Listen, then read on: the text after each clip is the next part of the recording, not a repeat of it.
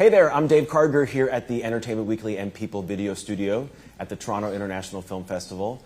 I am here with the very talented crew behind the movie The Whale, the director Darren Aronofsky, actors Brendan Fraser, Sadie Sink, Ty Simpkins, and the screenwriter Sam Hunter.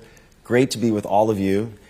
Brendan, in 20 years of coming to this festival, I have never witnessed a reaction to a movie and to a performance like the one I witnessed last night at the premiere of this film. The audience was so moved by your work and everyone's work. And I was watching you, I thought, what's going through his mind? You want to take it in, but you also want to share the moment and not get too used to it. What was going through your mind for this prolonged applause? I'll let you in on a little secret. When we were in Venice, I forgot my glasses. And the movie I saw was slightly chiaroscuro, maybe pointillism for how far it was away. But I did not last night, and I could see everything in sharp relief. And it was a different movie to me, not only because I could see it properly, but because we're in Toronto. And this audience, they get it. They're the cool kids. They understand the film for all its nuances, for its humor, for its passion. And I think that the sense of empathy that comes with telling this story was not lost on them in the least. Mm. Sam, you wrote this piece as a play over 10 years ago, 13 or so years ago. At what point did you start envisioning it also as a film? When a director named Darren Aronofsky rang me up and said, what about this as a film? Really, I mean, I joke that I bought Final Draft in order to write this movie. I'm a theater kid. I'm a playwright through and through. That was one of the plays that was sort of early on in my New York career. And I've written a dozen or so since then. And but what was amazing about this 10-year process is I got to grow with the script as I continually worked on it and learned from Darren and learned from Darren's company about how to honor the play's story and the character, but also make it deeply cinematic. So it was like a true gift for me. And I couldn't ask for a better, first experience as a screenwriter. It's downhill from here for you, Sam. Yeah, I know. I know. If it had taken 5 years, it would have been a little better than that. Darren, I feel like style-wise, it's a different kind of film for you. And what's really interesting about it is that the emotional impact, I think, is very stealth. I don't feel like most audience members are going to realize until the very end what an emotional impact is going to have on them. Was that something you wanted to keep in mind? Or what was your approach to this material? Well, I think every movie has its own film grammar, and I've always tried to figure out the thematics of a piece and to interpret it with camera to tell the story in the strongest way possible for what the story is trying to do. What I loved about Sam's piece is that it really reduced my job to probably one of the key jobs of a director is to figuring out exactly where the camera goes. And my mentor, Stuart Rosenberg, would say, there's just one place where a camera should be, and that's your job as the filmmakers to figure it out. And so I would look at, we spent about 3 weeks rehearsing this as a theatrical piece because I wanted to work out the blocking. Look, we had, not only were we in this two-bedroom apartment, we had a character that was very, very limited with his mobility. And so how to move the camera and keep it cinematic was a challenge. And I was going to rely on Sadie and Ty and Hong and Sam Morton to keep the camera moving as a counterpoint, spinning kind of satellites moving around this planet. And so it was a lot of fun to kind of reduce everything to the real basics and create a cinema language that worked well with Sam's words. Sadie, obviously not a big leap to say yes when Darren Aronofsky wants you in his movie, but at the same time, kind of a gutsy choice to take a role like this, a character that, I mean, to reduce it to likable or unlikable is not very fair, but not someone that you're going to really root for much of the movie. Was that something that gave you any kind of pause? I mean, she's a tough pill to swallow, for sure. But I think when I first read it, I really just saw, like, the pain in her, and I really empathized with her before anything else. So I was more excited to just kind of highlight that, like the good in her. I don't get to do it a lot, but you let it, bleed out here and there. But yeah, no, she's definitely trying. There are times where you're really confused with her, but I don't know. I think we found ways to kind of understand her behavior and her patterns and why exactly she's acting out in the way that she is. So I feel like she's a terribly sad girl. They're both on a journey of redemption together, although they're not realizing that they're on a parallel path. Right. Until they're just about out of time. Right. I feel like, Sadie, I want you to be outside every movie theater in America so that you can actually meet people and be like, hey guys, I'm sorry. Yeah.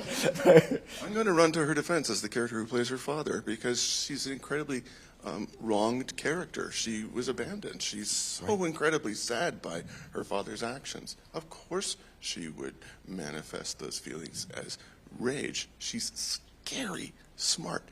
Charlie has an uncanny ability to see the good in others. He's an educator. He brings that out in his students, much to their chagrin. But he also sees that in her when she cannot see it in herself. He believes in his heart when he has her write in a diary, anything, just be truthful. And she comes back with something that just seems like a screed. It turns out it's a haiku. And he's astonished. when he discovers that, that's maybe one of my favorite moments. It was such a When he great counts the She might not syllables. even know it. Right. She might not even know she's the next Joyce Carol Oates. She's on the way. Ty, I love the addition of you in this movie, the character you play, because he's the mystery of the film, right? We meet him, we think he's one thing, we find out during the course of the movie that maybe he isn't. Is it super fun to play a character with a secret? It is, but it's also a big challenge because, a lot of conversations that Darren and I had were about, you have to convey what the audience has to believe while also conveying what the character knows to be true about himself.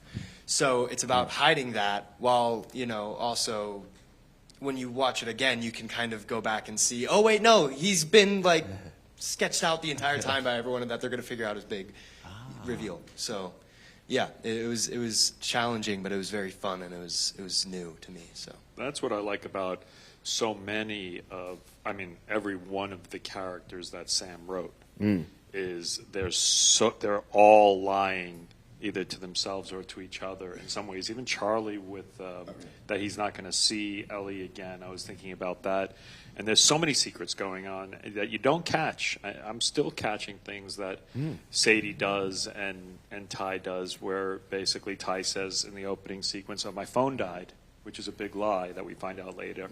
And Sadie is constantly hiding her real feelings about her father throughout it, and they're just right under the layer, but they're all still right there. Brendan, obviously you've spoken a lot about acting with the prosthetic on. I'm curious what it's like to continually be acting like you're in perpetual discomfort, physical and emotional discomfort. What does that do to you after days and days of shooting? I became accustomed to wearing Charlie's body pretty quickly. I discovered once I took it off, I could still feel the sensation of wearing it, almost like an undulation or like almost a vertigo, to tell you the truth. And at the same time, when I took it all the applications and everything off at the end of the day, I felt a sort of deepening, I don't know how to say this, like a sense of respect for people who live in that corporal being, because I could remove it, like clothing and wardrobe and makeup. And their challenge to do that with their own body is not as sudden. And it gave me an appreciation for the incredible courage that they have to possess themselves with for their very survival. And it takes an incredibly strong-willed and physically strong person to live inside a body that is, in Charlie's case, hundreds and hundreds of pounds. And the challenge to create him was to abide by physics and gravity, and to not just create a silhouette that could be worn by an actor that just defied his ability to move. And I think what we've seen in so much of pop culture in previous films, certainly the ones that, and I looked at a lot of different costumes, it hasn't been done this way before. Adrian Moreau took a scan of me, his actor. He created Charlie in a 3D computer model. From that, he rendered a mold and a cast and a mold, skipping a process that has traditionally been done by hand with compounds and clay. That meant that he could have such exacting detail as to the size of the pores on the face, as to the lines that come from being stretched, or moles, and the hand punched details alone in the torso piece that was Charlie's body. In my mind, it looked like it belonged in the Tate Modern Gallery. It was that striking to behold. And I say this because it's important to have respect for those who do have that corporal being. And I learned, almost in a way poetically, that you need to have incredibly strong will and of spirit and body to inhabit a body the size as Charlie's. And that's an appreciation that I grew to respect more and more each day after I could take those pieces off. Although, interestingly, I still felt a sense of like vertigo, like you would step from a boat onto a dock, you know. So it stayed with me. Wow. I developed muscles I didn't know I had, and by the end of the run, I felt myself actually getting accustomed and attuned to wearing that. And as Charlie's condition worsens, that was counterintuitive to what we were shooting, because I couldn't get better at moving in it. He actually had to go the other way around. And I've just gone up on everything I had to say about Charlie. No. Although I must just emphasize that creating that character was a labor of love from so many different people, from its design to execution. Well, I'm glad you all felt the love back last night. Congratulations Thank you. to all. The movie is The Whale. Thank you. Thanks so much to you all. You're welcome. All right.